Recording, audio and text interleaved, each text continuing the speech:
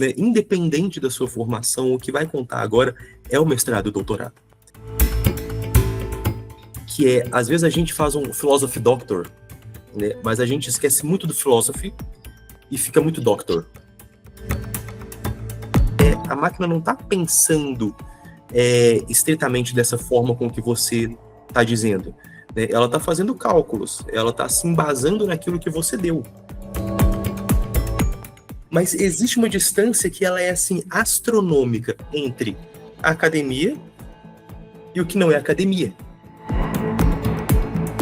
Enquanto você tiver alguma ferramenta disso que te apoie, você tem ali em meses um diagnóstico, cara, isso vai salvar a vida, né? Isso vai salvar casamento, isso vai salvar família, isso vai salvar muita coisa, né? A inteligência artificial, ela tem andado muito em paralelo com a neurociência. E só que era um paralelo que não se cruzava, não tinha ponte entre o paralelo, né?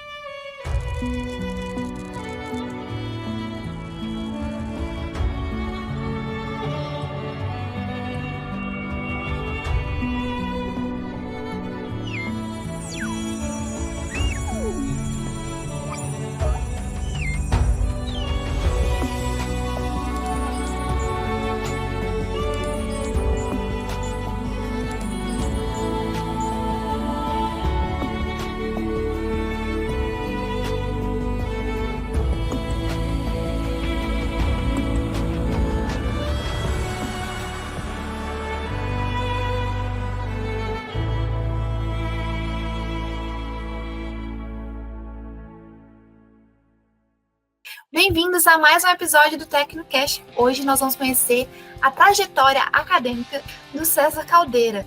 Nosso convidado, ele é mestre em neurociências e atualmente doutorando na área pela UFMG, além de ser formado em biologia e está em formação de engenharia da computação.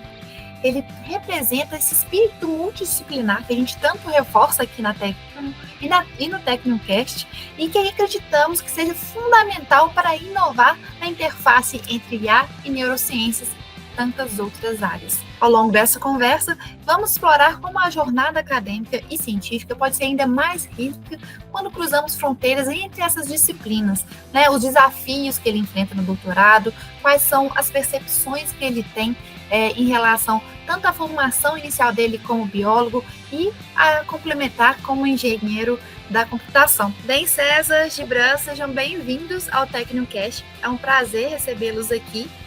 E, César, para a gente iniciar esse bate-papo, conta para a gente quem é o César, compartilhe um pouco sobre a sua trajetória profissional, acadêmica. Gente, então, muito obrigado pelo convite aqui, primeiramente, né? Então, o César sempre foi um cara que gostou muito de ciência, muito de matemática, e eu acho que vale a pena, contar um pouco do porquê que o César decidiu fazer biologia também, né? Bom, assim, eu basicamente me lembro quando eu tinha 7, 8 anos de idade assistindo, assim, Globo Repórter, eu vi o Miguel Nicoleles falando sobre as pesquisas com primatas que estavam envolvendo ali muita neurociência e computação, mas eu ali com 7 anos de idade não conseguia entender muito bem, mas eu já sabia o que eu queria fazer, né? Quando chegou ali com 16, 17 anos, eu fiquei bastante em dúvida entre física e ciências biológicas, acabei estudando ciências biológicas mesmo, né?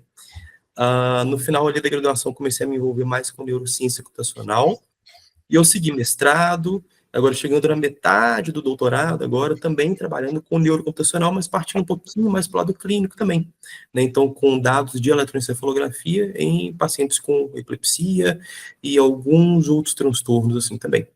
Legal, César. Conta um pouco aí da sua parte, a sua graduação foi em biologia, não é isso? Isso. E conta um pouco aí da sua graduação, né? O que era o que você esperava dentro da biologia antes de você entrar? Depois que você entrou, teve alguns momentos de indecisão? Como é que foi esse processo aí dentro da graduação primeiro? Uhum.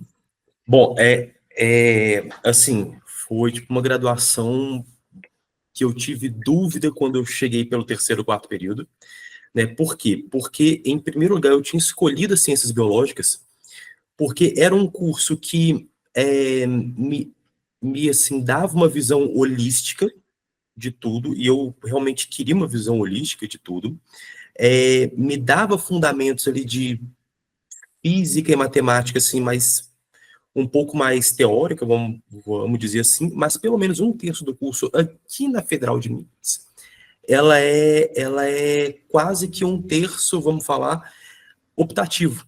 Então, dessas optativas, eu poderia fazer da grade da matemática, da computação, da física, e foi basicamente o que eu fiz. Eu fiz uma formação complementar aberta em ciências exatas, né? Mas ali pelo meiozinho da graduação, vamos falar entre o quarto e o quinto período, várias das matérias elas eram de caráter muito ambiental, vamos falar assim, né? Então eu comecei a desanimar um pouco com aquilo, mas eu coloquei na cabeça, cara, eu quero fazer pesquisa, né? Em qualquer curso que eu tiver, eu vou ter que encarar disciplinas que, assim, não são muito do meu feitio, né? Se eu fosse fazer engenharia de controle e automação primeiro, eu ia ter que ver malha industrial, né? Se eu fosse fazer alguma medicina, assim, eu ia ter que ver neuro qualquer coisa, né? Que fugiria muito da minha alçada. Então eu falei, cara, eu vou continuar aqui, né? E vou seguir para o mestrado e o doc. Mas ali dentro, né, de um ambiente muito fértil, a gente consegue encontrar o refúgio dentro dos laboratórios, né? Então, independente da sua graduação, seja física, matemática, engenharia, biologia, medicina, qualquer coisa, quando você entra para pesquisa dentro de um laboratório de fato, você vê que a sua graduação, ela importa muito pouco, né? Então, assim, independente da área que você veio, aquilo te dá uma base para o raciocínio que é extremamente plural, né? Tanto que a gente fala neurociências com S no final, que não é uma neurociência, né? Não é só se você fez as matérias da psicologia, ou da medicina, ou da engenharia elétrica, né? Você funde conhecimentos de áreas diferentes. E quando você entra para um laboratório que te mostra isso, e que é um ambiente extremamente rico de pesquisadores e colegas, você vê que, de qualquer campo que você veio, o que vai importar de fato é agora o seu mestrado, o seu doc, né? E o que você faz nesse tempo que você está lá, o que você estuda além dos livros que te dão ali na hora, né? Você falou um negócio engraçado, que uma vez eu fiquei 1 hora discutindo com 2 jornalistas que neurociência é no plural. E elas queriam colocar no singular. Mas, assim, é exatamente isso, né? É um conjunto de ciências, né? Mas a gente vai chegar lá. Antes, deixa eu entender um pouco. Na sua graduação, eu tenho um colega que seguiu a carreira dentro da ciência biológica, e hoje ele dá aula. E pelo que eu acompanhei, existem algumas áreas ali de botânica e áreas distintas dentro da biologia, assim como na elétrica, que eu fiz também. Quando está chegando no final, a gente tem que escolher algumas habilitações. A graduação de biologia tinha isso também? No final, você tinha que escolher alguma área para seguir, ou a formação é mais geral? Eu acho que é um pouco mais geral do que a engenharia elétrica lá da Federal também, né? Mas, assim, ainda assim, você tinha 3 percursos que a gente tinha que escolher no final do segundo período, se eu não me engano. Isso há, assim, 10 anos atrás, né? Você poderia fazer licenciatura ou o bacharelado indo para saúde ou para ciências ambientais. Ah, tá. Ao final do terceiro período. Então, esse primeiro ano, todas as matérias iguais, mas ainda assim, do terceiro ao quinto, do terceiro ao sexto, poucas matérias eram, assim, realmente diferentes, né? Aí, a partir do sétimo, porque eram 9 períodos, a partir do sétimo é que a coisa realmente se diversificava, tá? Mas ali eram 3. E tinha a formação complementar aberta, que é a que eu fiz, que, assim, 5% do pessoal escolhe às vezes, né? Mas você acaba indo um pouco para isso, né? ou ciências ambientais, ou ciências da saúde, de fato, mas você vai complementando a forma com que você, ou algum orientador seu ali da base, né, diz que é prático fazer.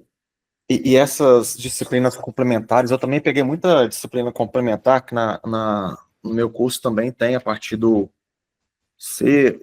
a partir do quinto período tem muita mesmo disciplina complementar, tem até que tomar cuidado. Se o cara vai meio sem foco, ele se perde, né? Então tem que tomar esse cuidado aí, o negócio falou. Como que você escolheu, né? Como é que foi a sua linha de raciocínio? Naquela época você já tinha uma linha de raciocínio, você conseguiu a ajuda de alguém para formatar essas disciplinas? Como é que foi? 50-50. Uhum. Foi assim, 50-50.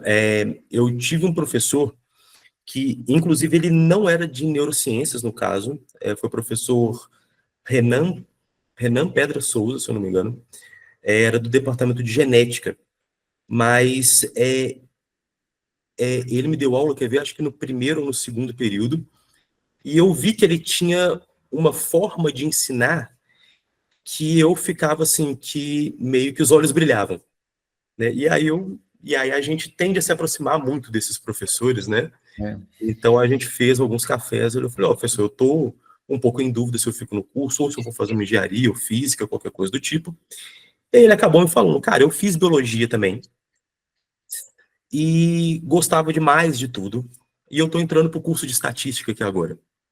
E ele falou basicamente isso que a gente tinha falado antes, né? Independente da sua formação, o que vai contar agora é o mestrado e o doutorado. Então ele fez uma segunda graduação, se eu não me engano, ele fez uma terceira também, que era análise e desenvolvimento de sistemas, né?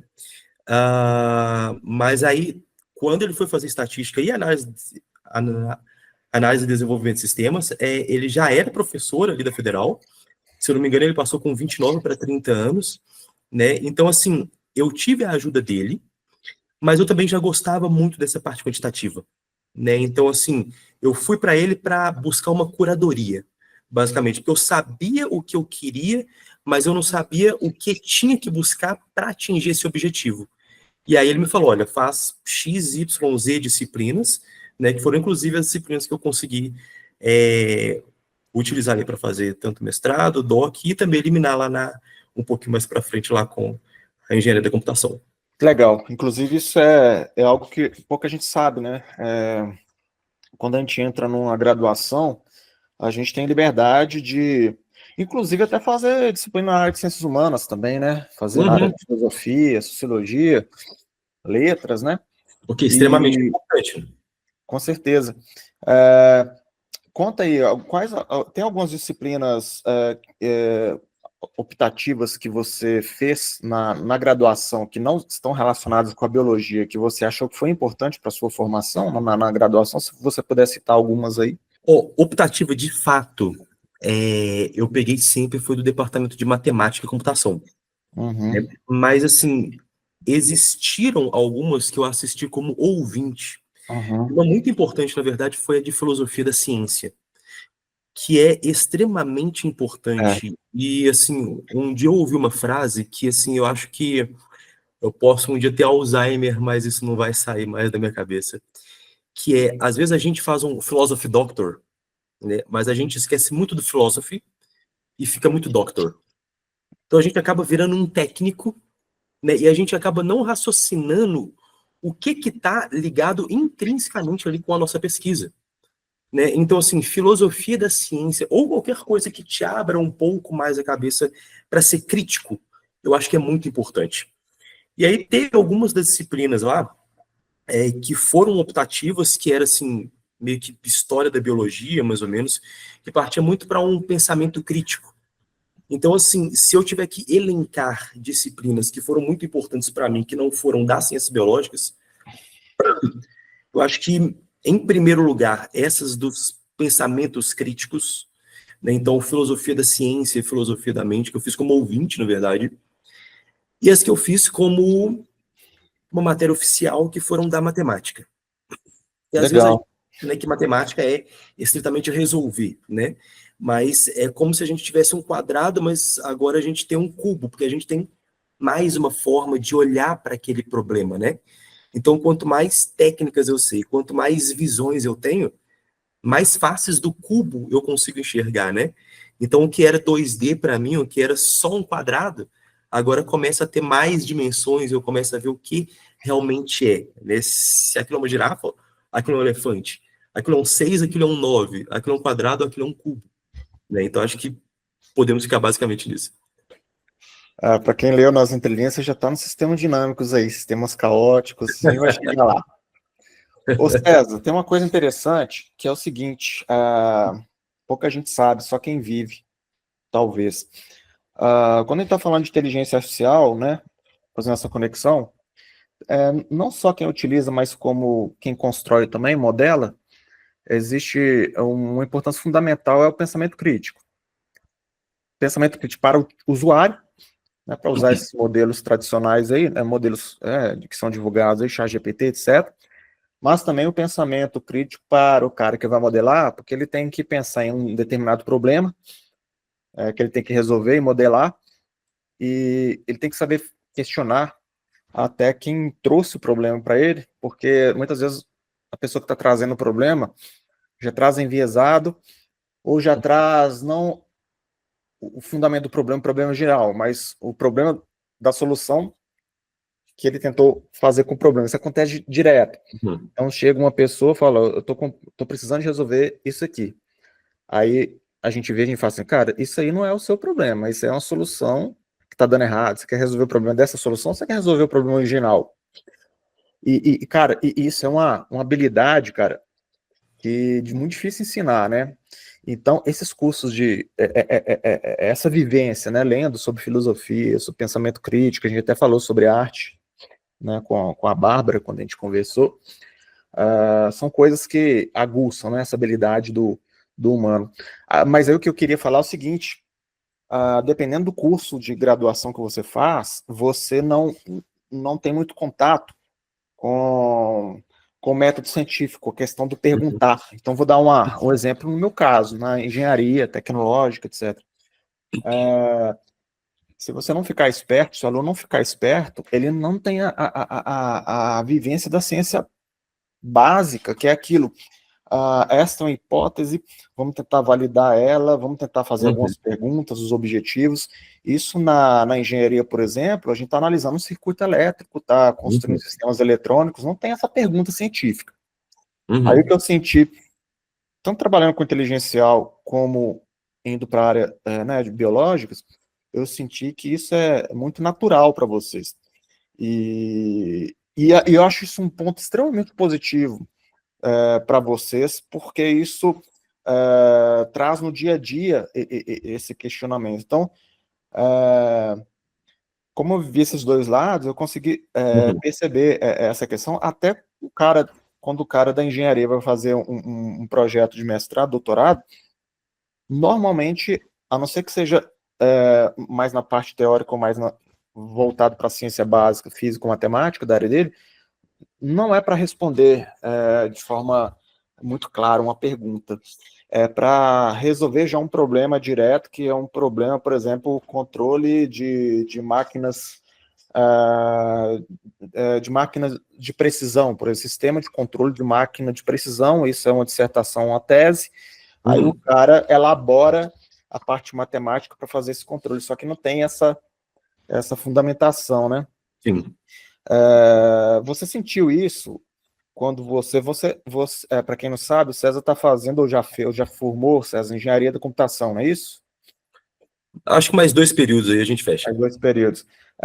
Conta esse paralelo da engenharia da computação e me fala se você sentiu um pouco disso que eu falei no curso, né, de engenharia da computação.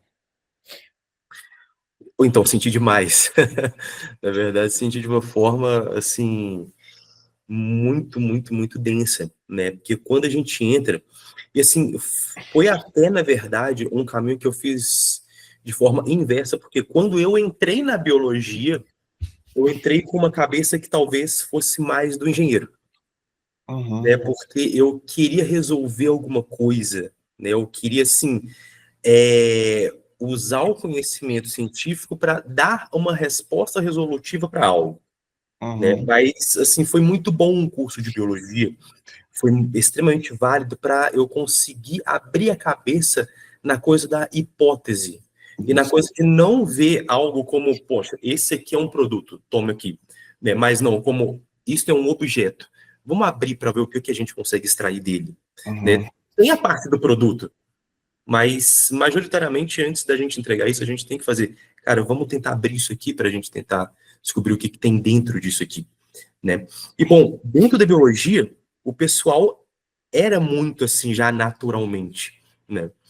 Agora, quando eu fui lá para engenharia, às vezes quando a gente discute algo assim, consciência de máquinas, o pessoal era estritamente assim, não, máquinas vão ser conscientes sim, porque inteligência artificial já revolucionou isso aqui tudo, e vai ser a máquina X, Y, Z pronto, e assim, todos os pensamentos já muito firmes naquilo, sabe? Isso aqui vai ser um produto, isso aqui vai acontecer deste jeito, e aí para você falar que, cara, talvez a máquina não está pensando estritamente dessa forma com que você está dizendo, né? Ela está fazendo cálculos, ela está se embasando naquilo que você deu, o que é muito bom, o que é muito importante, o que é muito valoroso, mas não tem o mesmo sentido, não tem a mesma carga semântica de você falar de raciocínio humano, de raciocínio orgânico, né? Se a gente pegar uma formiga, que ela tem muito mais raciocínio e inteligência do que uma máquina em si, se a gente for realmente equiparar, né? Mas quando a gente vai lá para ciências biológicas, você vê que olha, isso aqui é algo aberto e vamos descobrir. Lá na engenharia, realmente, você precisa de um papo, assim, você precisa comer 1 quilo de sal, como o pessoal fala, né?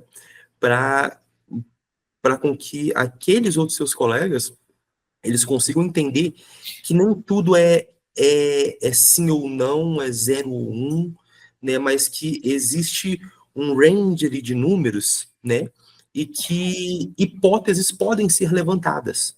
E não só projetos de construção, né? Às vezes até a desambiguação ali entre algo que é teoria e algo que é hipótese, né? Porque às vezes eles acham que é a mesma coisa. Né? Tipo, teoria da evolução. Poxa, não é uma teoria, né? É algo que foi comprovado, né? Teoria da relatividade. Não, é algo que a gente sabe aqui, né? Existem cálculos e muita coisa só funciona por causa da teoria, né? Então, a gente volta até um pouquinho lá no início, né? Quais as matérias talvez poderiam ser muito transformadoras? Eu acho que essas de filosofia da ciência seriam É. assim essenciais para todo e qualquer curso mesmo, né? Porque a gente começa a entender que existe o discreto e o contínuo, talvez existe o que é hipótese, o que é teoria, o método científico de fato, né? E ver quando eu tenho que entregar um produto, seja ele um serviço, seja ele algo tech, né? Ou quando eu tenho que elaborar hipóteses ou refutar, né? Porque muito da ciência é feito de refutação de algumas hipóteses ali assim também, né? Então, acho que basicamente isso. Foi bastante diferente. Foi bastante diferente. Mas ainda existe um pessoal ali, talvez uns 10, 15%, que, tanto dentro de um lado quanto dentro do outro, né, eles já vêm com um pouco dessa carga. Talvez pela forma de criação, pelos interesses passados, né, mas já vem com um pouco dessa carga de diferenciar, né, hipótese, teoria, ciência de fato, de algo mais tecnologista, vamos falar assim, né? Uhum, legal. E aí, nesse processo seu de fazer, né, de tomada de decisão, vou fazer um curso na área de engenharia, na área de computação. Em que momento que veio isso na sua cabeça? Era algo que você já tinha ideia? Ou teve algum acontecimento na sua vida que fez você também seguir esse caminho? Como é que foi? Um pouco dos dois, vamos falar assim, porque quando eu estava no meio da graduação, igual eu tinha dito ali, eu tinha ficado um pouco em dúvida, né? No final da graduação, eu já tinha falado, poxa, acho que não precisa, já tenho o conhecimento necessário, mas no final do mestrado eu falei, eu tenho o conhecimento necessário para eu fazer as técnicas que eu fiz até aqui, até agora, mas que tal eu ter um pouco mais dessa visão holística, de fato, da engenharia? Né? O que é muito importante de fato também, até para saber agora quando também entregar um produto, né? Uhum. Porque ficando dentro da ciência existe aquela coisa que às vezes quem está fora vê assim, poxa, está fazendo paper e pronto, né? Está fazendo ciência e pronto, né? Mas não, aquilo ali é material para se construir algo mais aplicado mais para frente ou de forma um pouco mais imediata também, né? Mas existe uma distância que ela é assim astronômica entre a academia e o que não é academia, né? Então, quando você tem uma formação mais da engenharia, mais de algo mais aplicado, você consegue enxergar quais os passos desse gap, né? O que você precisa fazer um pouco para chegar lá, seja para uma pesquisa básica, um translacional ou algo muito aplicado ali de cara, né? Então você consegue enxergar um pouco melhor esse espaço. A distância ainda é grande? A distância ainda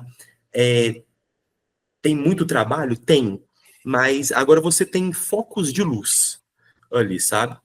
E algo que eu acho extremamente importante também, eu sempre defendi uma formação mais horizontal do que vertical, né? Então, assim, fazendo a engenharia, a gente consegue ter essa formação horizontal também a respeito das coisas. Então, vamos pegar mais técnica da engenharia ou de aplicações, né? E aí a gente consegue ver todo esse espectro, né? E aí não só focar naquele vertical e falar, poxa, eu estou muito bom em processamento de sinais biológicos, mas eu só sei isso aqui agora, né? Mas não, o que que tem aqui ao redor do processamento de X, Y, Z sinais, né? Então, talvez essa malha industrial, eu tenho que mudar alguma coisa? Eu tenho que implementar alguma coisa também? Eu posso vender isso da forma X ou Y? Ou quais tecnologias eu posso falar para os meus pares da engenharia que a gente na ciência está precisando de mais, né? Então a gente consegue ter uma conversa mais sistemática e muito mais direta também ali com os pares da ciência e com os pares lá da engenharia também. E até a gente falando de ciência aqui, né? O que isso tem a ver, né? Com inteligência artificial, com a tecnologia, e fazendo umas conexões aqui, o César. Cara, o pessoal ainda ainda não pegou né, não veio à luz que é o seguinte, quem trabalha com inteligência artificial no mercado é o cientista de dados, majoritariamente é o profissional chamado cientista de dados, o próprio nome é o cientista. Uhum. Cara, se pratica ciência né, nesse mercado, o cientista de dados pratica ciência o tempo todo. Sim. Só que deveria praticar, pelo menos, né? A maioria não pratica. Uhum. Por quê? Porque quando a gente está trabalhando com os dados, a gente tem diversas hipóteses a serem trabalhadas, né? Independente do problema que você quer resolver, seja problema na biologia, na medicina, na arquitetura, na economia ou na indústria. Você tem hipóteses a serem validadas, a gente levanta essas hipóteses, só que isso em tempo de voo e no mercado. Valida a hipótese e mais, né? Uma das primeiras coisas que o cientista de dados tem que fazer quando ele define uma hipótese a ser testada num projeto que o cliente está precisando de resultado, é como que ele vai demonstrar e vai medir esse resultado para ver como que vai tangibilizar aquele problema e qual que é a métrica que ele vai utilizar para ver se realmente aquilo lhe vai gerar valor. Então, vou dar um exemplo, fugindo um pouquinho da área aqui. Por exemplo, numa área educacional. Vou até dar um exemplo aqui de um projeto que a gente fez. Uma empresa que ela tem vários cursos educacionais e ela oferece esses cursos para outras grandes empresas que colocam os funcionários para fazer aqueles cursos.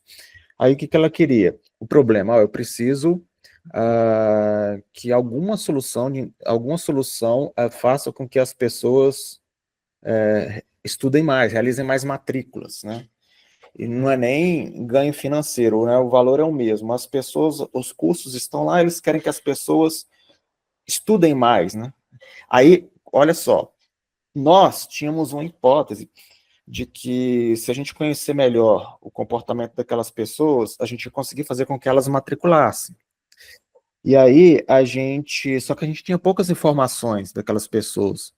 Uhum. E aí, baseado um pouco de informação que a gente tinha daquelas pessoas, a gente criou um modelo E aí depois veio a pergunta, mas como que vai saber se esse modelo vai tá tendo boa performance ou não? Aí entra o que é muito feito na biologia, que são grupos de controle, né? Uhum. Vai fazer experimentos de remédios, vacinas, né? Você coloca um grupo ali que não tem, para quem né, quem não é da área que está ouvindo, né? Você coloca um grupo ali que você não faz intervenção, né? E você compara com o grupo que você está fazendo intervenção. Tudo isso é ciência, né? Uhum. Agora, quando você vê o pessoal praticando no mercado, o pessoal não tem nem ideia de que tem que fazer isso. Aí sabe o que o pessoal fala? Eu já peguei direto. Gente que oferece solução de inteligência artificial e ciência de dados. A nossa solução, ela tem 80% de, sei lá, acurácia, seja qual for a métrica deles. A primeira coisa que eu pergunto é em relação ao quê? Qual que é o grupo de controle? Se teve grupo de controle, dependendo, né, se tem que ter ou não, teve grupo de controle, quais foram as variáveis que você usou? É um grupo controlado, isso pode ser aplicado, expandido para outros mercados? O pessoal não sabe fazer esse tipo de resposta, responde esse tipo de pergunta, e é o que o cientista faz quando ele vai fazer um experimento, por exemplo, para ver se, vou dar um exemplo, se o ômega 3 influencia na memória. Uhum. Aí o pessoal faz um experimento com 2 ou 3 camundongos, escreve um artigo. Aí aqueles médicos lá, alguns médicos, né, de internet, fala que o ser humano pode usar ômega 3 porque faz bem para a memória e cita um artigo lá de um camundongo, não é isso, Sérgio? Exatamente. E aí quando você vai conversar quando você vai tentar justificar isso, explicar, imagine, você explicar isso para o mercado, você não está explicando nem para cientista. Quando você vai explicar, às vezes explicar para o próprio pesquisador que não tem uma boa formação científica já é um pouco complicado. Imagina para você explicar para uma pessoa que não está dando luxo de buscar o conhecimento, que a gente vê isso direto, não está dando, mas está numa posição lá de decisão lá que para ele o martelo financeiro é mais forte, né? Não está muito. Tem uns casos seguintes, fala, cara, esse problema que você. Já aconteceu também, esse problema que você quer resolver é o seguinte: a gente não tem condição de medir depois que a gente implementar, a gente não tem condição de falar se a solução que a gente vai implementar é melhor do que a que você quer, porque não tem nem como medir esse resultado. Isso acontece Uhum. direto, né? E aí, igual você falou, você fechando os buracos, pegando o melhor da engenharia ali, pegando os ferramentais da engenharia, tendo conhecimento base, né, que forra, né, acho que sim, acho que a biologia é um excelente curso para isso, tem que conversar também com o pessoal da física, mas para mim, biologia e física são os dois cursos aí que envolvem a ciência básica, que eles fundamentam bem esse profissional. Aí depois, Sim. quando esse profissional quer ter uma carreira multidisciplinar, eu acho que ele consegue voar porque ele tem essa fundamentação.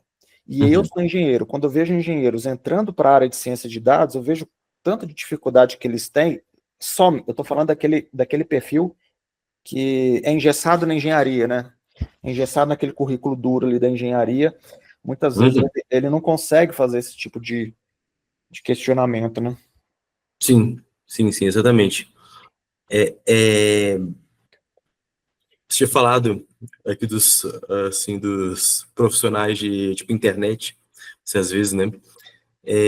Fez isso, eu acho que eu vou fazer, assim, assim, alguns saltos, que eu acho que vocês, tipo, acho que vocês vão concordar comigo. Há uns 20 anos atrás, foi uma entrevista que eu acho que foi de um cunho religioso, eu não me lembro muito bem, tá?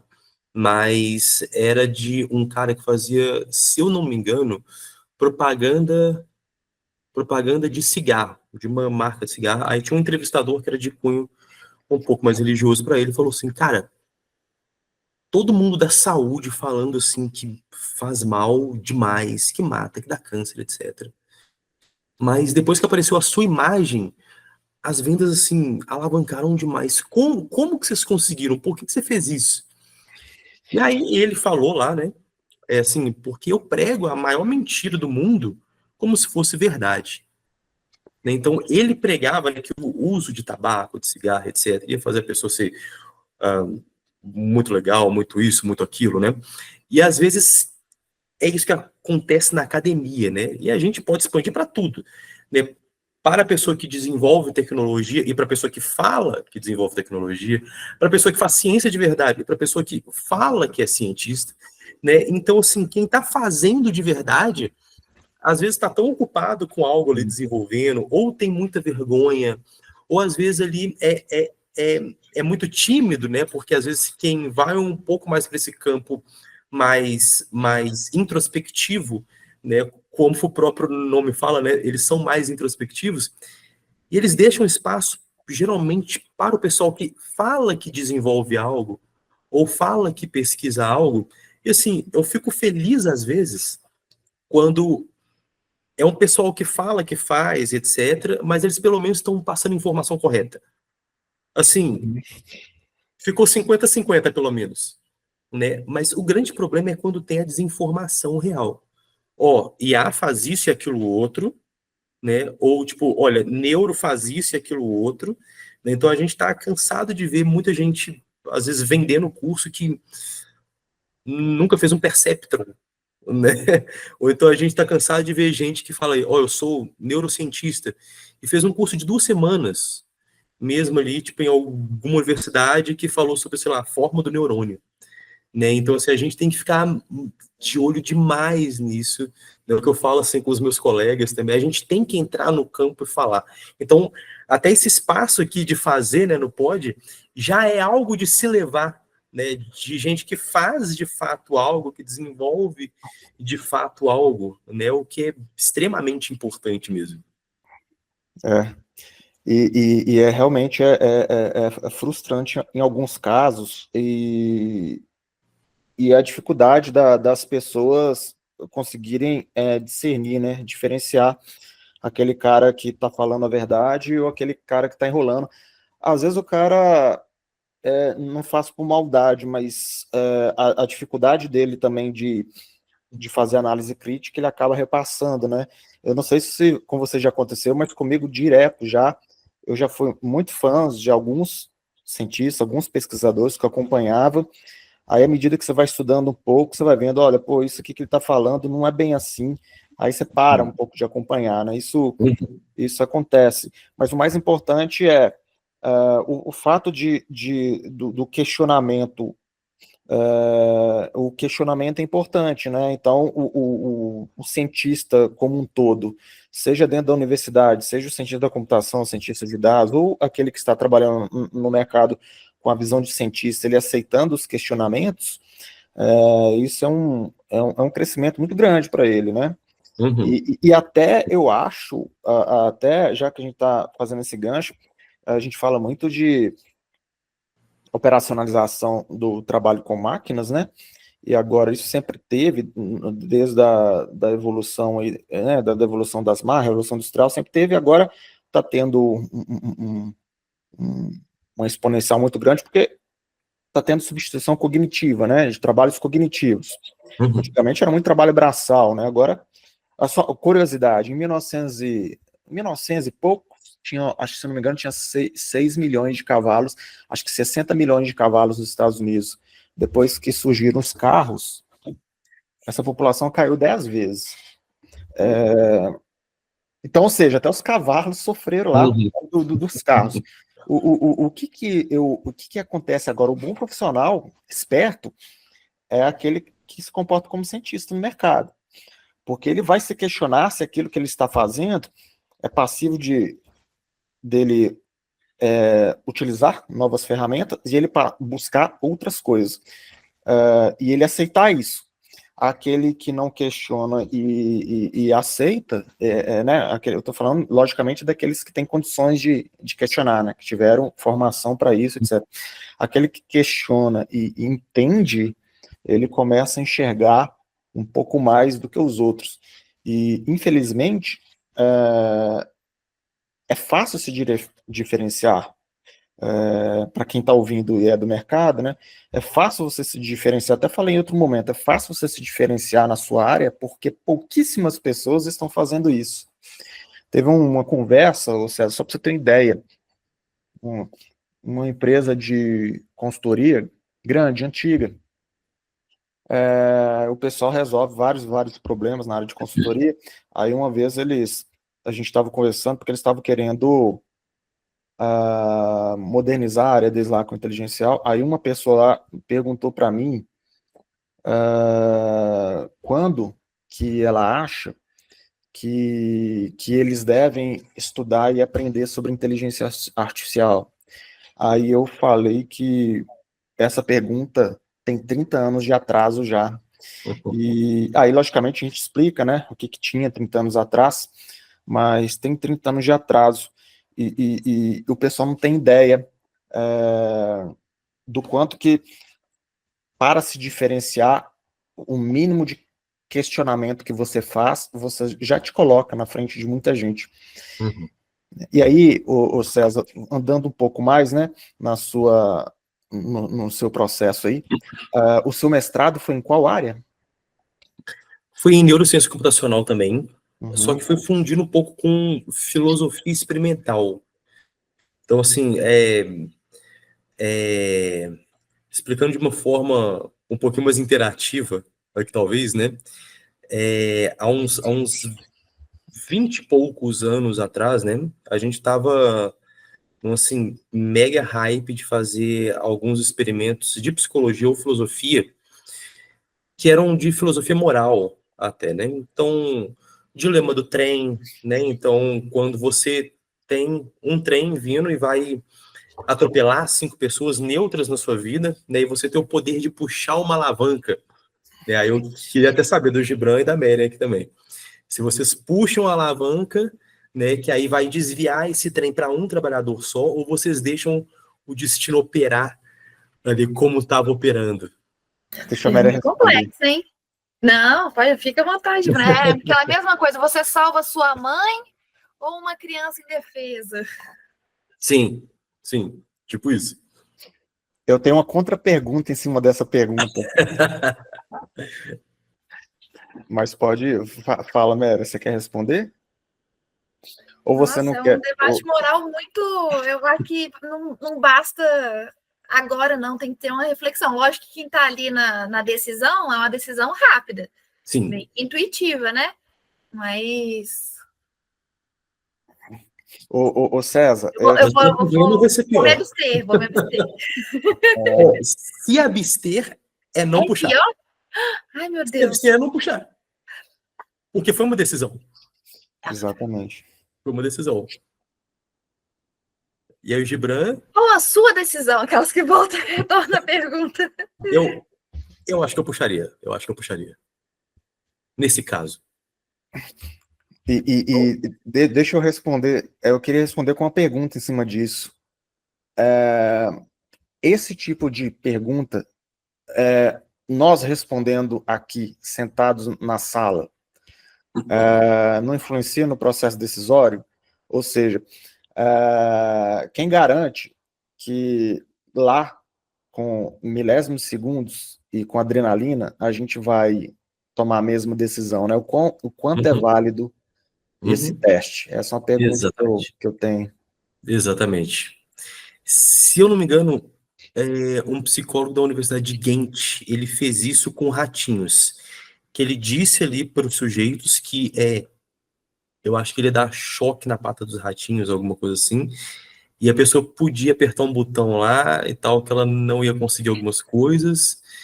Ah, mudou um pouco a porcentagem em relação aos dilemas teóricos. Qualitativamente ficou mais ou menos a mesma coisa, mas as quantidades variavam muito. Então, assim, para ser ecologicamente mais válida, né, para ter muito mais validade ecológica, a gente realmente tem que trazer aquilo para um cenário mais real. Não colocar nem indivíduos ali no trem, talvez, Uhum. mas alguma realidade virtual, por exemplo, Isso eu ia evocar falar. de uma forma muito mais forte, muito Expor. mais forte, mais ecológica, né?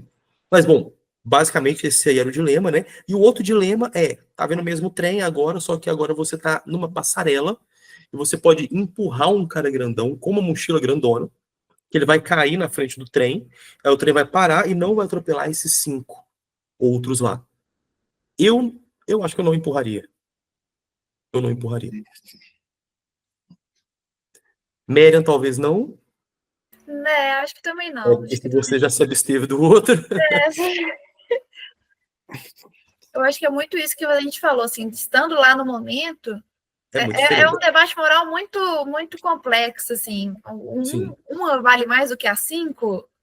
exatamente. Exatamente. E aí foi isso, basicamente, que um pesquisador de Harvard começou a fazer a partir de 2002. Ele falou, poxa, tá todo mundo respondendo isso aqui de forma muito questionário. Vamos tacar essa galera para dentro de uma ressonância magnética e ver o que está acontecendo no cérebro dessas pessoas. Né? E aí ele viu que aconteceu o quê? Quando a gente escolhia não puxar a alavanca ou não empurrar o cara grandão, quem acendia mais, né, quem mostrava mais atividade nessa ressonância era a amígdala e o córtex pré-frontal ventromedial, que é como se fosse um grande porteiro das emoções. Vamos falar assim. E quando a gente respondia assim, poxa, eu quero empurrar o cara grandão, ou eu quero puxar a alavanca, porque, poxa, 5 vivos é melhor do que só um, quem mostrava maior atividade era uma outra região, que era o córtex pré-frontal dorsolateral, que já é uma outra região ali, mas para cálculos mais frios, né, vamos dizer assim, essa coisa mais utilitarista de ganho e perda, de fato.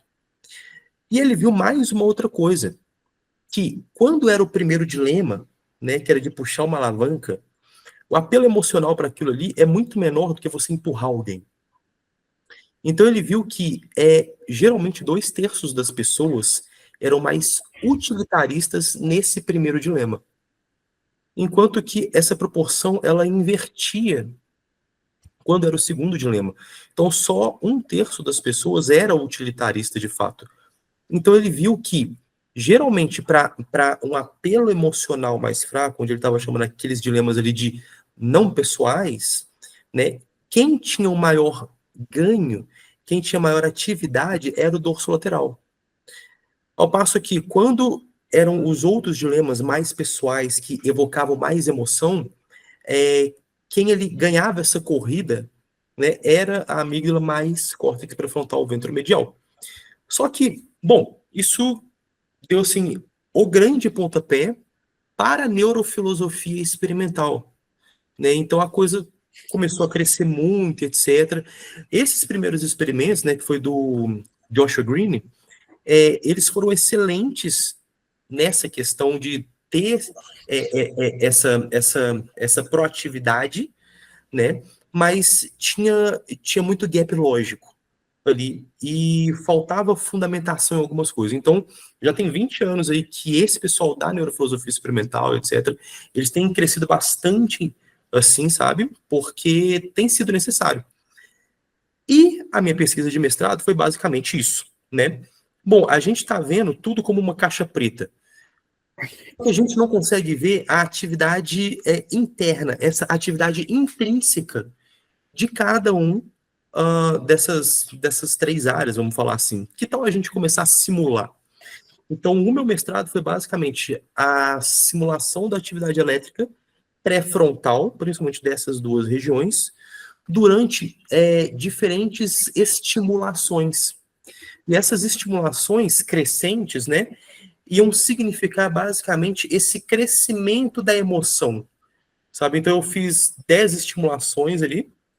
Então, mais ou menos essas 4 ou 5 primeiras seriam, a grosso modo falando, quantitativamente, fisiologicamente falando, como se fosse o que seria a atividade da amígdala nos primeiros dilemas que são menos apelativos emocionalmente.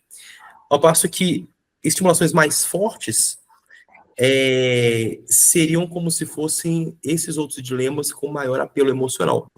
E o mais legal de tudo é que, bom, simulação a gente tem que buscar embasamento em literatura que foi de base biológica, né? Então, para número de neurônios, como é que é o grau de conectividade, esse tipo de coisa, né? Aí eu tentei fazer para seres humanos, fiz para bonobo e chimpanzé também, para levantar aquela hipótese, cara, será que se eu usar os mesmos paradigmas para seres humanos, para esses nossos primos aqui, a resposta que eu vou ter vai ser a mesma? E o legal foi que, para ser humano, deu certo. Então, parece que realmente os parâmetros que eu tinha utilizado para simulação em ser humano mostravam o mesmo fenômeno. Então, o dorso lateral tinha maior atividade quando eu dava pequenas estimulações e o ventro medial tinha mais atividade quando eu dava grandes estimulações.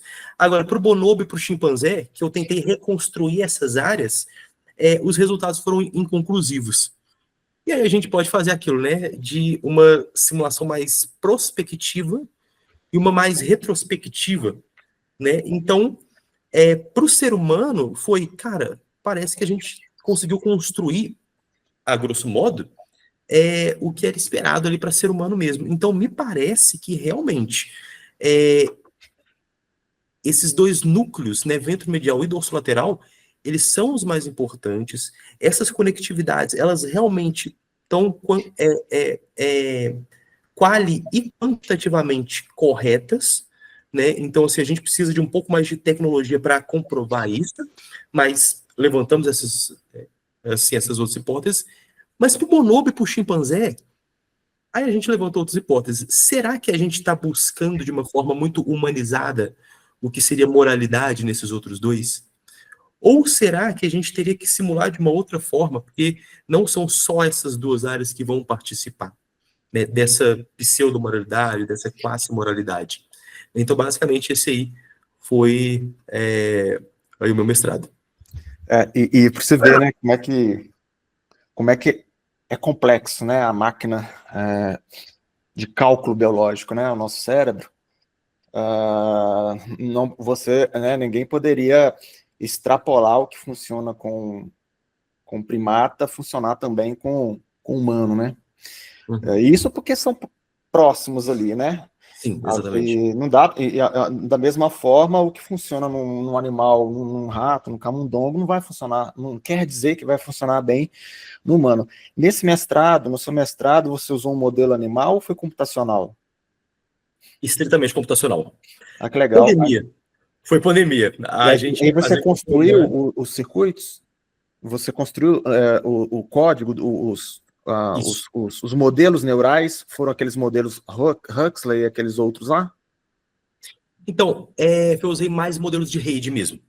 Legal. Então, eu usei mais o Nest, Tá. um pouco do Neuron também. Eu tive que fazer algumas implementações ali mais puras do Python, talvez, também. Mas... E o bonobo, você tinha você tinha um modelo de um bonobo? Isso tem na literatura para tratamento computacional? Tem sim.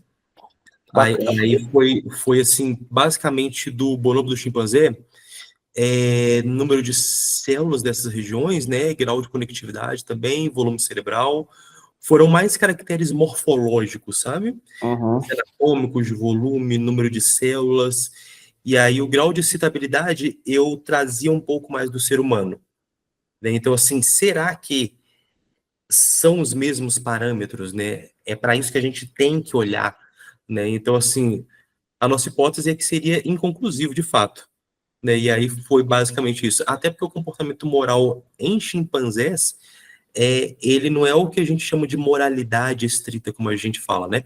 É uma protomoralidade, né? Que funciona no sistema deles, mas que se a gente trouxesse para os nossos antroposistemas, né? Seriam totalmente disruptivos ali mesmo. Foi nesse momento, César, que você até sentiu a necessidade de fazer a nova graduação em engenharia da computação? Ou foi Também. antes? Não, você comentou não, assim que seu conhecimento te levava até certo ponto, e aí até trouxe essa intersecção de biologia, neurociências e agora engenharia da computação. Então, e você próprio desenvolveu, né, o projeto. Então, foi nesse momento, assim, ou foi um misto de tudo? Acho que foi um misto de tudo mesmo, mas principalmente nesse finzinho de mestrado, né? Eu falei, cara, será que tendo mais conversa com outras áreas aqui, né? Eu conseguiria otimizar isso? Então já era algo que eu estava pensando, mas assim foi um dos outros empurrões que eu precisava, assim também. Foi assim. Ô César, como que você modelava o estímulo da tomada de decisão nessa parte computacional? Porque Até para o pessoal entender, o que o César fez, ele não usou nenhuma célula biológica, né, César? Você 100% computacionalmente, existem modelos, bibliotecas que representam certas redes neuronais, e o que o César fez foi construir uma representação do bonobo ali, de algumas regiões, circuitos, a representação do humano. E aí você deve ter lido ali algumas ativações, você deve ter considerado sinapses ali, né? E só que aí você tinha que entregar como entrada empurrar. O que significava empurrar uma pessoa para você nesse modelo computacional? Tá. Bom, empurrar uma pessoa seria eu fornecer mais energia. Né? Então, ao passo que puxar uma alavanca seria fornecer menos energia. Como que foi esse modelo de estimulação, né? Foi basicamente um gerador de spikes, mas que ele entregava com uma probabilidade poissônica, que é a distribuição estatística que mais se aproxima dos nossos disparos mesmo. Né? Então, assim, quanto mais energia eu dava, aquilo ali simulava mesmo o que seria uma maior evocação emocional. Porque a gente sabe que dentro da amígdala não é só tipo, olha, estou sem medo, estou com medo. E existe olha, estou com um pouco de medo, estou com médio medo, estou com médio barra forte, estou com forte, eu estou desesperado de medo. Então, assim, a gente já conseguiu ver isso através de ressonância magnética, se eu não me engano, mesmo há uns 15, 20 anos atrás, que dependendo do estímulo que era apresentado para os indivíduos, essa amígdala ia ali, numa forma contínua, aumentando a sua atividade. Então, foi isso que eu fiz. Então, eu entregava mais energia com esses estímulos, com distribuições parelhas ao que era esperado fisiologicamente. E aí, quanto mais energia, dilema pessoal, eu estou empurrando o cara. Quanto menos energia, menos pessoal era, né? Então, eu estou puxando uma alavanca de longe, talvez. Muito bacana. E o seu doutorado, César, conta pra gente. Eu conheci César me contou um pouco, eu achei bem bacana. Conta um pouco das hipóteses, o que você tá buscando aí no seu doutorado? Então, aí é a nossa empreitada de 4 anos, né? Mas vamos lá. A gente sabe que epilepsia, biofisicamente falando, né, é quando a gente tem uma hiperexcitabilidade. Essa hiperexcitabilidade pode levar a uma hipersincronia do tecido neuronal, tá todo mundo disparando ao mesmo tempo, né? Que pode levar a uma reverberação dessas redes ou não. E a gente sabe que a maioria dos pacientes epilépticos, eles têm alterações comportamentais ao longo do tempo, né? Principalmente alguns, por exemplo, do lobo frontal, do lobo temporal, que são regiões que são extremamente importantes para o comportamento, para a psiquiatria e a psicologia, né?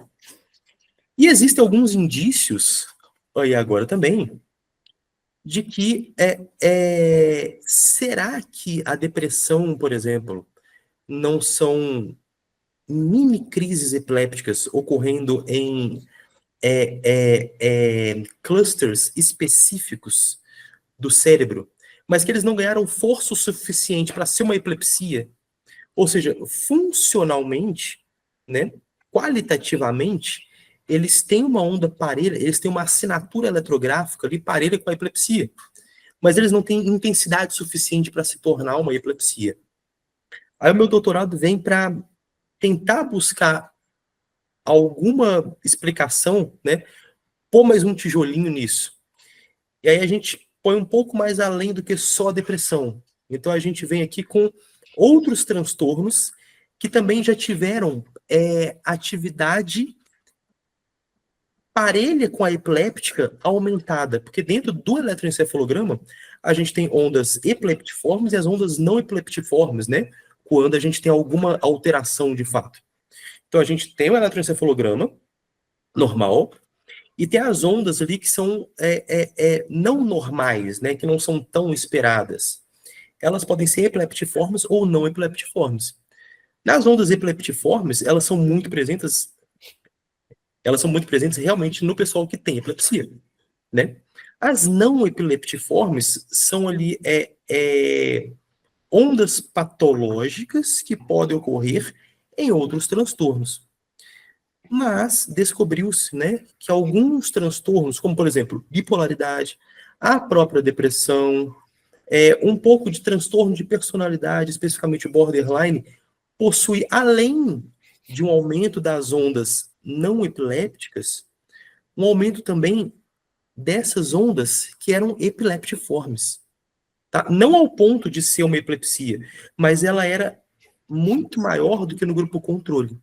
Então, o meu doutorado existe um common ground, existe um terreno comum ali entre as epilepsias e alguns desses transtornos neuropsiquiátricos, né? Se sim, a gente consegue construir um modelo dinâmico, estocástico, não linear com isso, né? E aí, se sim, aí talvez pergunta lá para o pós-doc, né? A gente consegue construir um controle estocástico para isso aí, para que a gente consiga fazer uma disrupção dessas ondas patológicas de uma forma não a atingir o cérebro inteiro, mas atingir de forma funcional nessa mesoescala que a gente precisa. Né? Então, assim, tá basicamente nessa linha, Doc. Muito legal. Quando o César me contou, eu não tinha nem ideia que isso, né, que se estavam pensando nisso. Tem estudos, César, alguns estudos que mostram que há uma possibilidade de realmente ser isso que você tá falando? Então, é uma área relativamente nova. Uhum. Bastante nova, sabe? Imagino, até porque a análise desse sinal, ela não é fácil. Porque a amplitude ali, ela deve ser menor do que uma epilepsia. Tem muito ruído, né? Exatamente. Assim, a filtragem vai ter que ser realmente elaborada ali, sabe? Eu acho que a gente vai entrar na fase de filtragem talvez daqui, acho que menos de um ano, né? Uhum. Mas realmente esse projeto de filtros, ele vai ter que ser bastante robusto, justamente por causa desse caso, né? Então, o que a gente vai jogar fora? Às vezes a gente está jogando fora ruído, às vezes a gente está jogando fora atividade que era quase epiléptica, né, ali, que seria bom para o nosso caso, de fato. Mas, assim, voltando aos estudos, o que a gente tem mostrando diferenças em EEGs nessas qualidades, sabe? Mas, assim, encontrando talvez esse campo comum, não muito. Eu sei de algumas pesquisas que estão em andamento falando da depressão como uma doença que pode ser da mesoescala, sim, né? Ou seja, desses potenciais de campo, ao invés de ser estritamente como a gente faz os tratamentos, né? Que era ali para fazer a recaptação de alguma molécula, seja serotonina, outra coisa, mas alguns cientistas, especialmente de uns 3, 4 anos para cá, eles estão tentando colocar o olhar para outra coisa agora já também, né? Porque, cara, talvez não esteja na microescala de fato. Né? A gente sabe que vários desses outros transtornos, principalmente psiquiátricos, eles não são unifatoriais, né? Eles são multifatoriais. Mas alguns desses fatores, né, eles podem ter um peso ali, talvez, consideravelmente maior do que os outros. Ou alguma das escalas pode ter pesos muito maiores se a gente mexer nelas. Né? Então, se eu mexer em uma das escalas, talvez as outras ou os outros recortes, eles possam ser tão alterados quanto outros que a gente já assim achava, né? Então a gente consegue ver aí, por exemplo, o caso da estimulação cerebral profunda. Já se faz estimulação assim sei lá, décadas para Parkinson, para epilepsia, né? Mas para outros transtornos não se usa, né? Assim, salvo alguns casos muito específicos. mas será que a gente consegue encontrar alguma coisa assim do tipo? Então, assim, o pessoal está começando a pesquisar um pouco mais isso, e a forma mais legal, o que mais me empolga, eu acho, é tirar a linearidade desses estímulos, né? Uhum. É tudo entregue em, sei lá, 4 ou 15 Hz, 4 ou 15 Hz. E se a gente consegue encontrar uma distribuição probabilística, uma função de distribuição ali, que seja aquela que vai fazer a disrupção de forma ótima daquela onda patológica, daquele padrão patológico, né? Isso aí é o que está começando, isso está assim, engatinhando, de fato, É. mas está começando a surgir já de alguns anos para cá.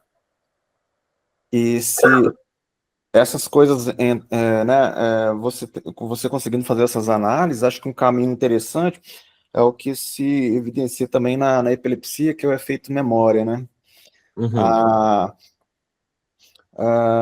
à medida que você vai tendo as crises epilépticas, as crises seguintes, elas acontecem com melhor organização do que as crises iniciais, que os circuitos cerebrais eles começam a ter um efeito de memória. E aí você conseguindo medir esse efeito de memória, você consegue até entender o quanto de memória associada a um determinado problema você tem. Ou seja, o cérebro aprende a ter um ataque epiléptico. E aí, inclusive, tem alguns fármacos que eles não sei o termo correto, mas eles fazem com que a pessoa esqueça, né? Fármacos para tratar a epilepsia. uhum, Então, ele apaga, não diretamente apaga, mas ele dá um pouco de amnésia na pessoa para que para que aquele processo haja um esquecimento e a epilepsia tenha dificuldade de recomeçar e continuar. Só que uhum, quando ela começa, à medida que as crises vão avançando, o cérebro aprende a ter aquela crise. Não sei se já chegou a ver isso. Isso é muito interessante. Por quê? Porque você estudando isso e aprofundando na epilepsia, você também está estudando e aprendendo o processo de memorização, aprendizado e memorização, né? exatamente. E outra coisa legal é que é um caminho, entre aspas, né, concorrente à farmacologia, porque você está entendendo um pouco mais o processo neurofisiológico e está atuando com a própria arma, né? Está usando a própria arma aí da eletroestimulação contra ela mesma, né? Em vez de usar químicos, né? Isso eu acho muito bacana.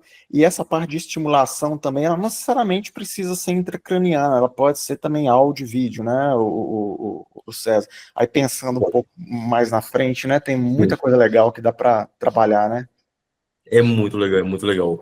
E aí é basicamente isso aí que você falou, né? Tipo, às vezes quando a gente usa um fármaco, e não sendo contra fármacos, claro, a Uhum. gente não é contra fármacos, Ah.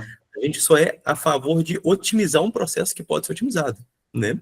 E outra também, o problema é que, falando especificamente de epilepsia, tem décadas que se constroem fármacos e o efeito deles, evolutivo, tem sido muito pequeno e os efeitos colaterais altos, né?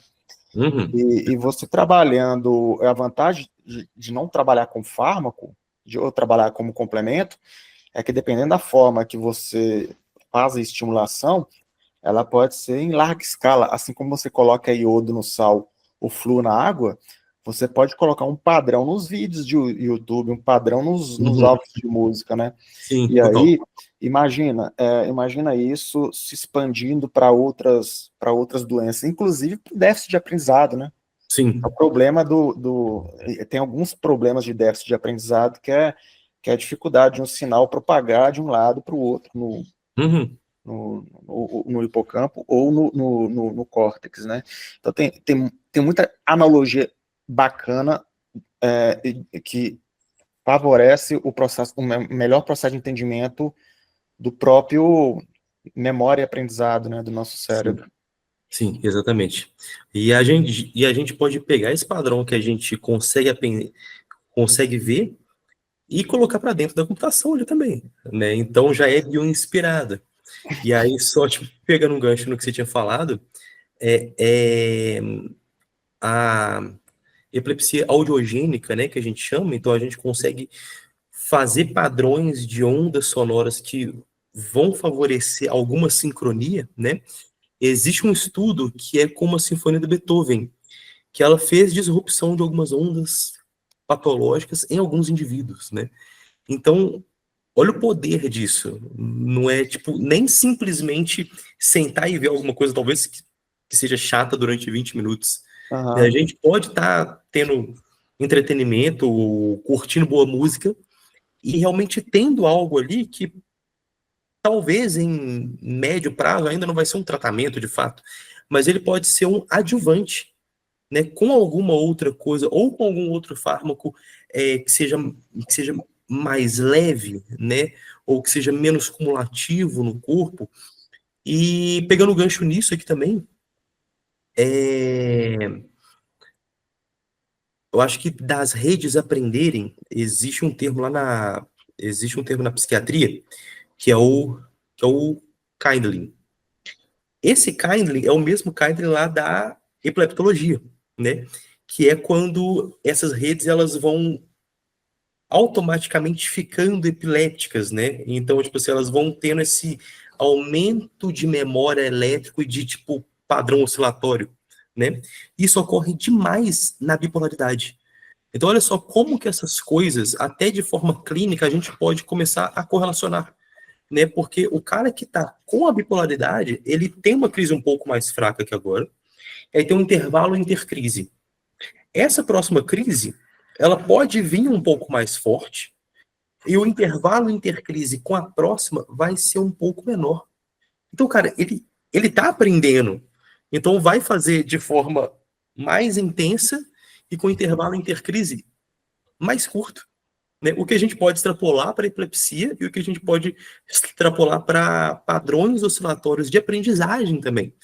Isso aí para uma computação neuromórfica da vida, alguma coisa assim também, já é muito pano para manga, né? Então, a gente vai indo mais assim para esse caso. E acho que só para fechar esse gancho, eu acho que estimulação personalizada, vamos falar até assim, eu acho que eu vou ser bastante otimista falando assim, mas é algo que a gente não pode enxergar como uma utopia, mas talvez eu tenha um sonho disso. Porque quando a gente está com, sei lá, a cozinha pegando fogo, eu vou tacar água na minha casa toda? Não, eu vou tacar água na minha cozinha, né? E se eu sei qual parte da minha cozinha está pegando fogo, se é, sei lá, eu coloquei a minha frigideira com muito óleo, e aí taquei água. Falei para assim, poxa, óleo quente com água vai começar a estourar, pode ter fogo, etc. Mas ela está em cima da pia. Eu vou vir com o extintor só em cima da pia. Eu não vou no fogão, na geladeira, nem nada. Então a gente vai indo cada vez mais com essa peneira funcional e localizacionista de onde está o problema e a gente consegue estimular aonde precisa ser estimulado. E não fazer um low no cérebro inteiro, né? Ou fazer um up no cérebro inteiro, né? Vamos atingir só aquela área. E aquela área ali pode ser um caminho de circuitaria que atinge muita coisa legal que dá para parar. Né? Então, assim, quanto mais personalizado isso, e aí vem modelos de IA, né, que vão ser extremamente importantes para isso. Para ver o aspecto comportamental e clínico da pessoa, né? Quanto esse aspecto mais eletroencefalográfico, vamos falar assim também, né? Então, coisas que às vezes qualitativamente, até por um médico muito bem treinado, com muitos anos de experiência, passariam desapercebido, com o modelo de inteligência a gente consegue dar apoio legal ali, né, para que às vezes esses outros diagnósticos que vêm com 8 anos, a média de diagnóstico para bipolaridade é mais ou menos 8 anos. Enquanto Quando isso, diagnostica, né? exatamente. Porque tem gente que fica 15 anos e tem gente que não tem um diagnóstico.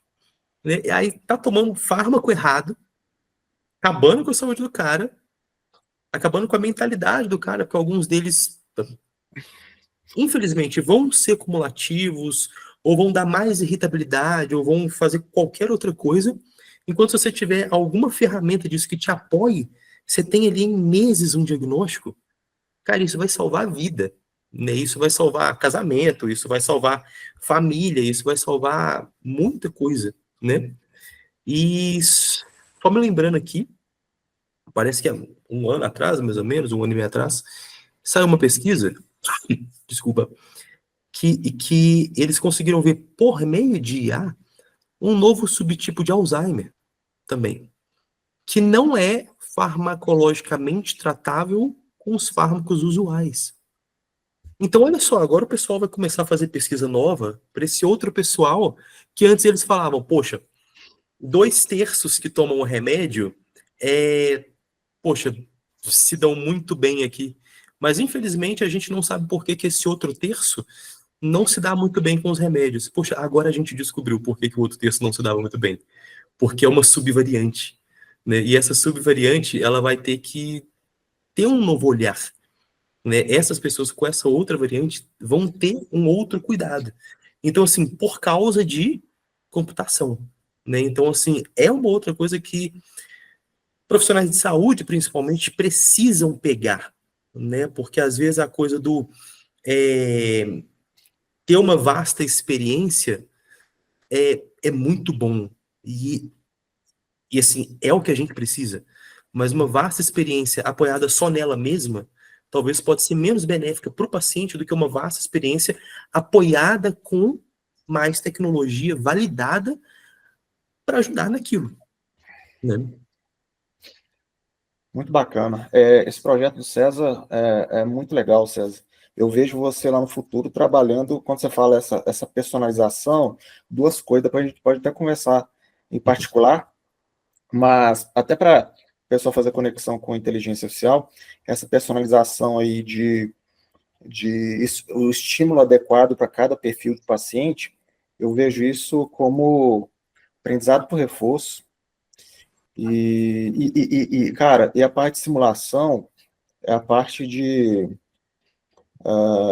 técnicas de difusão, a mesma técnica que é usada, olha só, a mesma, para quem está ouvindo aí, já deve ter usado a inteligência artificial para gerar imagem. Cara, olha como que funciona. Esses modelos de geração de imagem, quando você fala assim, eu gostaria de gerar um cachorro correndo na grama, eles usam como entrada uma imagem que é um ruído. Eles fazem igual o Michelangelo fazia para esculpir lá no mármore. É um ruído, e eles vão tirando o ruído até chegar na imagem, igual ele tirava o excesso do mármore para chegar na escultura. É assim que é o modelo de difusão. Quando você fala isso, o que eu vejo é o sinal do nosso cérebro, né, as atividades eletrográficas do nosso cérebro, para quem nunca viu, ela é caótica, beira o ruído, né?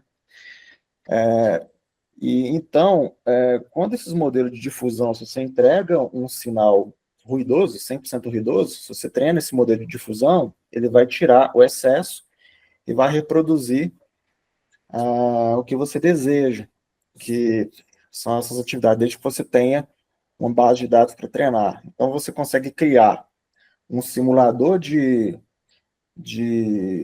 enfim, de algum problema aí, seja depressão ou qualquer coisa, sem precisar de construir as características de um cérebro, né? Simplesmente usando a técnica de retirar o excesso para construir ruído. Uhum. Eu estou falando isso porque essa técnica ela funciona muito bem quando você tem uma quantidade grande de dados, e o que a gente mais tem aí, né, e cada vez mais a gente vai ter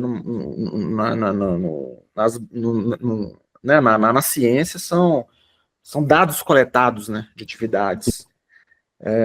Então é um mar de informação aí para poder trabalhar em cima dessas técnicas avançadas, tem muito a contribuir aí também, fora aquela pergunta, né, que ninguém ainda sabe responder, né, sobre um engrama, né, da memória, né?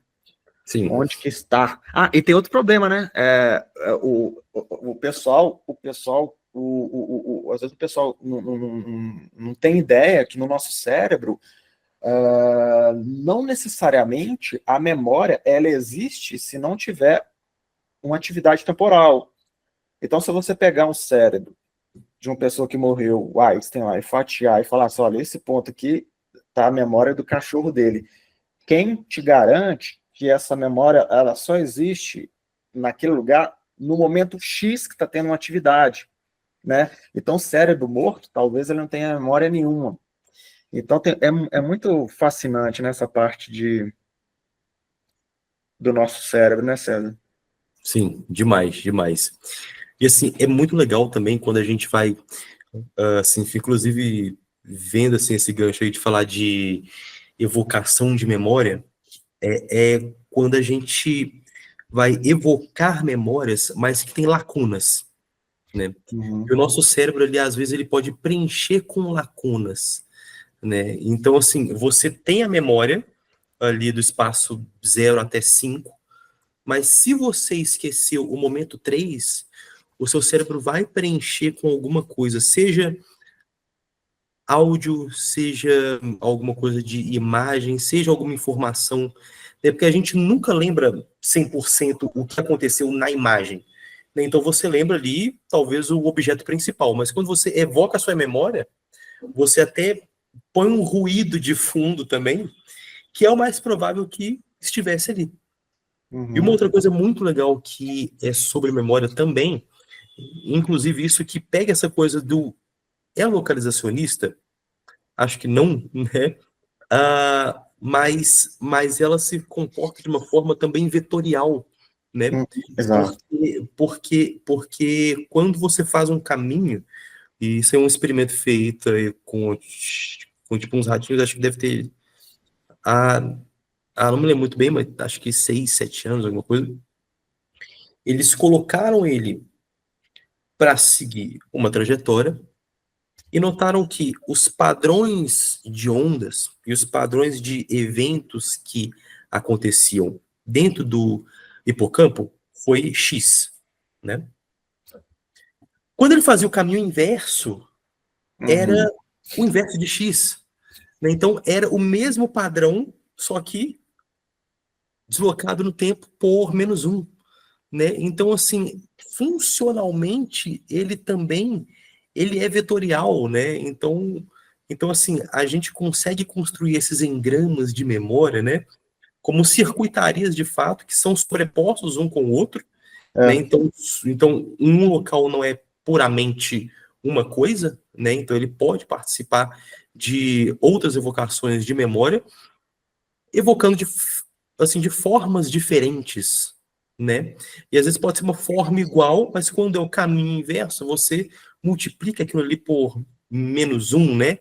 E você faz o caminho inverso. Então, memória ainda vai dar muito pano para manga, principalmente nesse quesito mais molecular e biocelular mesmo, né? Que é a coisa microscópica, talvez. Porque a mesoscópica, a gente consegue pegar um pouco mais, né, ali, mas de fato, a biofísica do processo, ela tá ainda muito não descoberta, né, ainda tá muito coberta. E esse caso aí dos ratos aí deve ter sido da memória de grade de lugar, né, grid cells. Isso, grid cells, place cells. E o fato de ser vetorial tem a variável temporal, né? Porque causa Exatamente. efeito, né? Exatamente. É uma coisa legal que às vezes a gente não se toca, né? Quando a gente se te colocar de olho fechado em qualquer lugar da sua casa, você abrir o olho, você vai saber sair. Mas por quê? A gente tem a memória espacial, a gente acha que a memória ela não tem orientação espacial. A gente constrói todo o caminho, a trajetória de saída na nossa cabeça. Sim, exatamente. Agora imagina você estimular aquilo ali para tentar avacalhar, apagar aquilo ali, né? Então tem muita coisa bacana. Muita coisa ainda. Igual acho que teve, isso há 10 anos atrás, mais ou menos, teve um cara que saiu da astrofísica, que ele trabalhava com buracos negros. E... É o Penrose, não? Não, acho que foi outro mesmo. Eu não tô me lembrado do nome agora. Que ele saiu ali dos buracos negros, né, e falou, poxa, acho que eu vou trabalhar com biologia agora, Aham. porque eu acho que lá a festa está começando, né? Então, assim, ele veio para o outro lado, né, dizendo, cara, ainda vai dar muito pano isso aqui para trabalho, né? Então, vindo da astrofísica, né? Então, assim, as ferramentas que o cara utilizava lá, de sistemas dinâmicos, de sistemas caóticos, né, sendo Isso. utilizados aqui para eletrofisiologia, né? E Então, os isso é caras são muito... bons, porque eles fazem estudo de partículas e usam muito sistema dinâmico lá, né?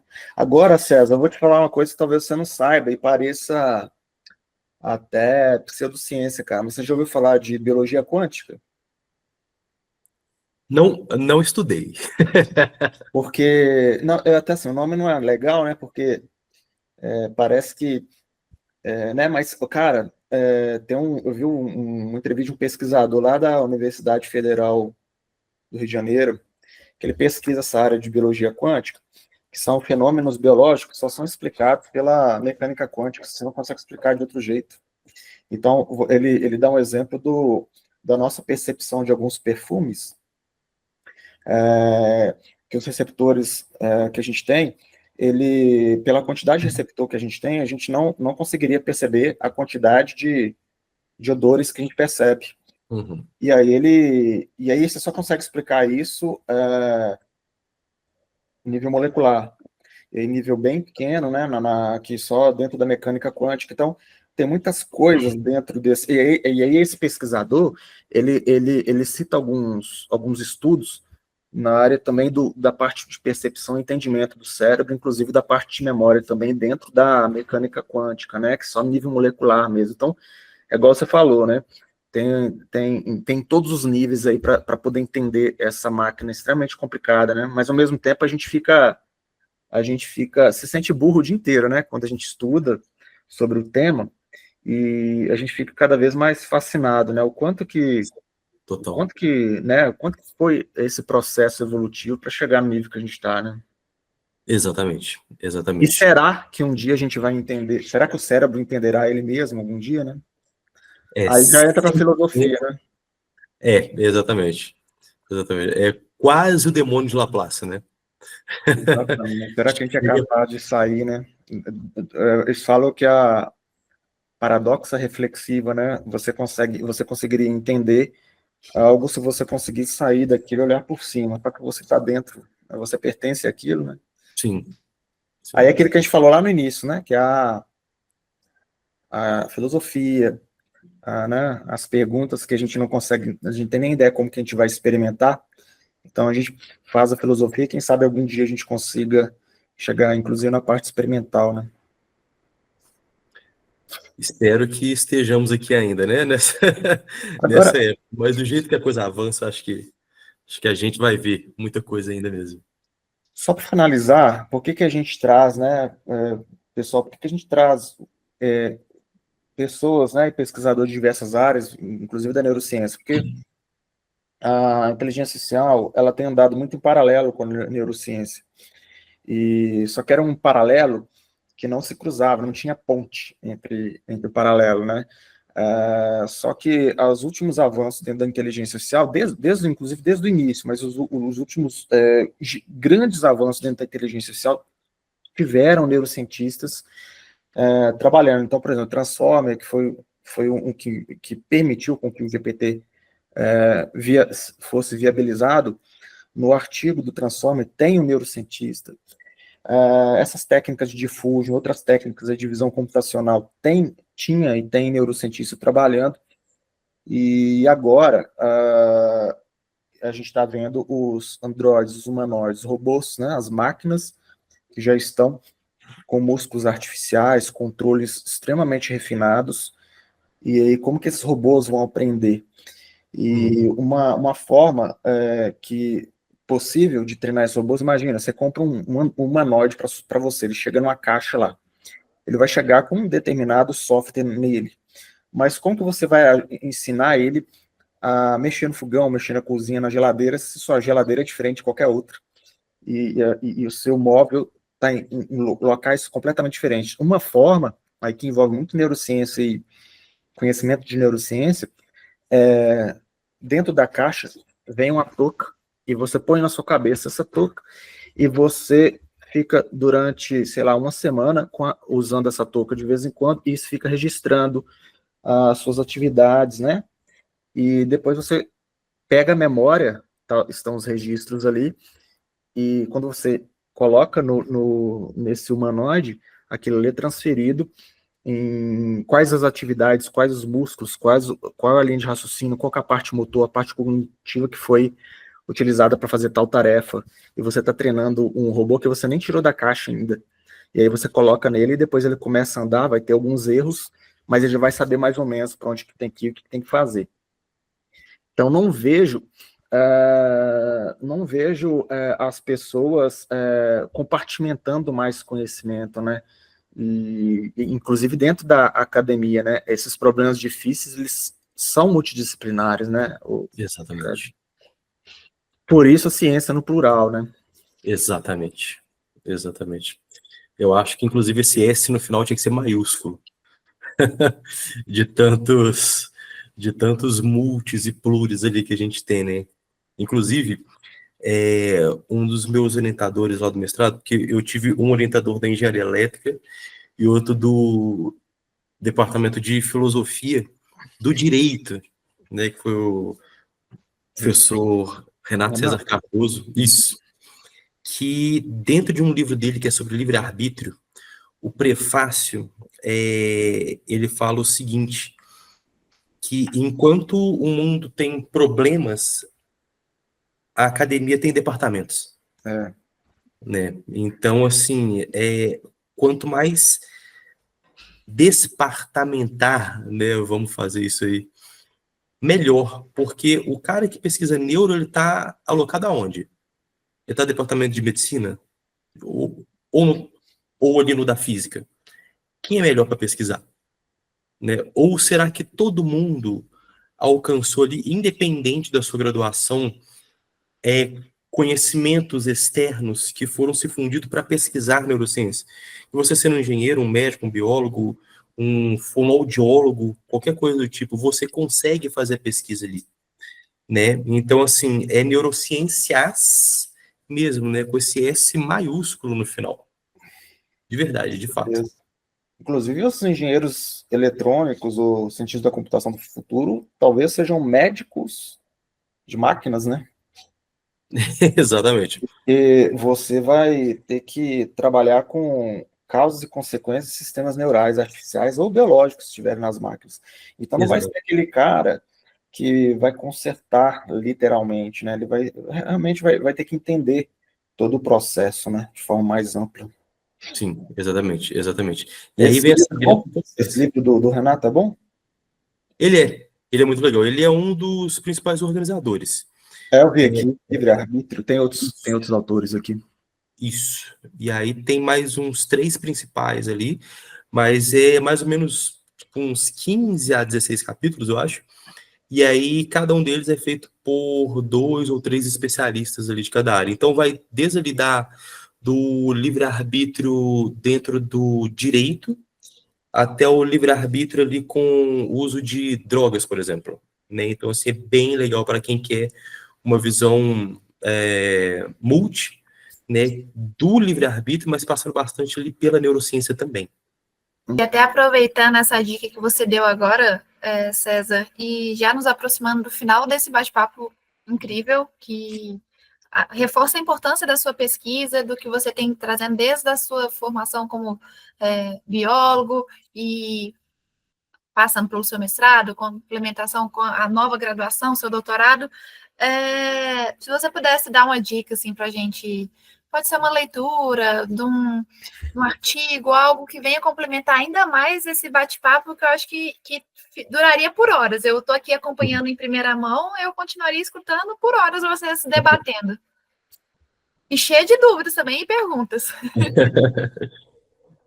Bom, eu acho que livro, eu acho que é um dos meus livros preferidos, inclusive. Eu acho que não pode passar batido para quem quer pesquisar, inclusive nessa área. Ele chama Rhythms of the Brain, né? Eu acho que o Ritmos do Cérebro mesmo, Isso. que é do Bussac. Assim, é um livro, acho que incrível. Acho que o Gibran já viu ele Não, também, né? inclusive, o nome é muito legal, né? Cara, ele é incrível, ele é incrível. Eu acho que é um livro assim que você não lê uma vez. Sabe, tipo, quando você assiste, sei lá, Senhor dos Anéis, e que você tem que ver 5 vezes. Eu acho que Riffins of the Brain. Exatamente. Eu acho que Riffins of the Brain é leitura obrigatória. E artigos do próprio Bussac, né? Porque ele não só traz informação muito boa, mas ele escreve muito bem. Ele tem um pouco dessa pegada, assim, quase que romântica, vamos falar, tanto no livro quanto nos artigos, né? Inclusive, eu acho muito legal. Eu acho que é no prefácio dele também. Se eu não me engano, o Bussac fez medicina, né? E aí, quando estava chegando ali, talvez, eu acho que ele era sophomore, ali assim ainda, mas ele fala para um dos orientadores assim, cara, enquanto eu estava decorando o nome de ossos e tal, os meus amigos estavam vendo assim como tipo fazer ondas de rádio e etc, fazer rádios se comunicarem, etc. Só que aí ele descobriu as oscilações neuronais, né? Aí ele falou, cara, que aula incrível, né? Então agora que eu vi que isso aqui existe, bom, vamos seguir nisso aqui, né? Então acho que de leitura de livro fica Riffles of the Brain. Artigos, em geral, do Bussac mesmo, o site do laboratório dele é muito organizado, então você consegue ver as páginas ali para livros, para artigos, etc. Eu acho que uma leitura legal também, quando a gente quer algo assim, casca grossa no sentido neural, existem revistas que são de excelente qualidade, né? Mas uma das minhas preferidas é a Neuron, porque artigos da Neuron trazem informações extremamente robustas, que às vezes artigos parelhos em outras revistas podem vir, mas às vezes podem vir um pouco menos. Quando é na Neuron é quase certo. Então, quer pesquisar alguma coisa de neurocomputacional? Se quiser buscar coisa de eletrofisiologia, vai na Neuron, assim também. Essa é a Neuro Magazine? Isso, a Neuron mesmo, isso. Ah, A Neuron, ela assim, para mim, nesse sentido de neurociência, talvez no sentido mais fisiologia celular, até eletrofisiologia, ela é uma das mais casca-grossas, assim, que existem para mim. E se eu puder trazer um vídeo também, tem do Artem Kirsanov, né, muito bom. que assim, ele é excelente, né, assim, tanto para explicar quanto visualmente, né? Ele é E eu russo, acho né? isso, Ele é russo, muito bom. isso, ele é russo. E de uma forma mais geral, assim, para noções de estudo, até falando um pouco de forma mais ampla sobre o campo de neurocomputacional, tem a Charlotte Fraser também. Sim, acho que ela é francesa. Eu acho Ela é do YouTube, né? isso. É uma loira magra, né? Isso, exatamente. Isso. Exatamente. E se eu não me engano, a graduação dela foi em astrofísica, cara. Aí depois que ela mudou, assim, falou, cara, deixa eu ir para neuro, que é minha área mesmo. Boas referências. Inclusive, esse russo aí, que eu não vou saber falar o nome, ele é muito bom para criar visualizações. Não, ele é excelente nisso também. E A ele, gente que fez os vídeos e ele trabalha com neurociência computacional. Inclusive, ele mostra, tem um vídeo lá que ele mostra como que ele cria as visualizações. Até é bom para quem está pesquisando, quiser aprender como que você demonstra resultados. É um cara muito bom. sim, extremamente. Extremamente. Altamente recomendável. Excelente. Só queria agradecer mais uma vez, César, pela sua presença aqui no Tecnocast. Acredito que elevou o debate bastante. Ouvir você e o Gibran conversando foi mais que uma aula, foi uma aula de doutorado para mim. E gostaria de deixar as portas abertas. O Tecnocast está sempre disponível para você. Muito obrigado, Miriam. Muito obrigado, Gibran. Assim, eu que fico extremamente grato aqui vocês terem me chamado. Agradeço demais, viu, César? Aprendi demais. E se eu pudesse, eu ficava a madrugada inteira conversando. A gente ficava aqui. Sucesso demais na sua pesquisa. Obrigado. Gostou do bate-papo de hoje? Então, Continue seguindo a gente nas nossas redes sociais para ficar de olho nos nossos próximos episódios. Até o próximo. Tchau, tchau.